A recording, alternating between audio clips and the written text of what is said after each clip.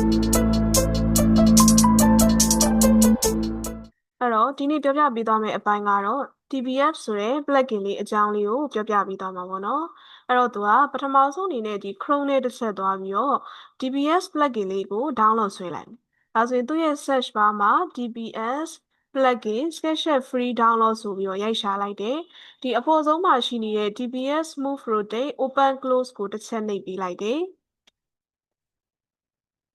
အဲ့မှာသူကဒါလေးကိုသူက download ဆွဲမယ်ဆိုရင်ဒီမှာရှိတဲ့ download button လေးတစ်ချက်နှိပ်ပေးလိုက်ပါတော့ပြီးရင်ဒီမှာ done နှိပ်လိုက်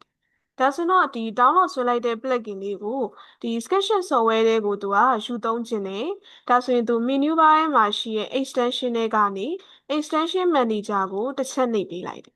ဒါဆိုရင်သူကဒီ extension manager ဆိုပြီးဒီ box လေးကြာလာရင်သူ့ရဲ့ဒီအောက်မှာရှိတဲ့ install extension ကိုတစ်ချက်နှိပ်ပြီးတော့ဒီကနေစောစောတုန်းက download ဆွဲထားတဲ့ TBS ဆိုတဲ့ဒီ plugin လေးကိုယူလိုက်ပြီးတော့ open လေးတစ်ချက်နှိပ်လိုက်တယ်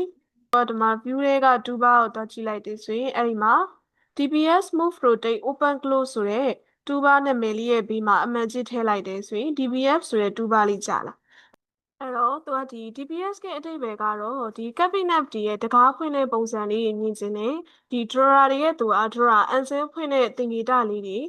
drawer answer ဖွင့်တဲ့ပုံစံလေးတွေကိုသူကလိုချင်နေဆိုရင်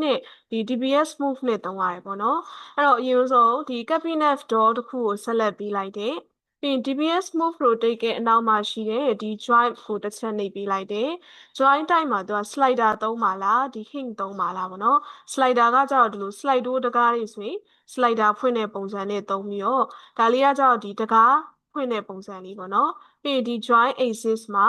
သူကဒီဖွင့်ခြင်းတဲ့ axis direction လေးတစ်ခုကိုဆက်လက်ပေးရတယ်ဆက်လက်ပြီးတော့သူက open ဖွင့်မှာဆိုရင် set position မှာဖွင့်မှာဖြစ်တဲ့အတွက်ကြောင့် open တစ်ချက်နှိပ်ပြီးတော့ close window ပြီးတော့ဘာလေးနဲ့သုံးရလဲဆိုတော့ဒီ move join နဲ့တစ်ချက်နှိပ်ပြီးတော့ဒါဆိုသူ့ရဲ့တကားဖွင့်တဲ့ပုံစံလေးတွေသုံးရလို့ရတယ်နော်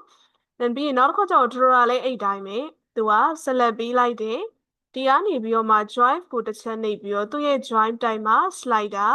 slab ကိုယူပြီးတော့သူက drawer ကိုကျတော့ဒီအရှိလေးကိုဖွင့်မှာမို့လို့သူ့ရဲ့ဒီနားလေးကိုသူကဖွင့်မဲ့ direction လေးကိုသူက axis line လေးကလစ်ချလိုက်တယ်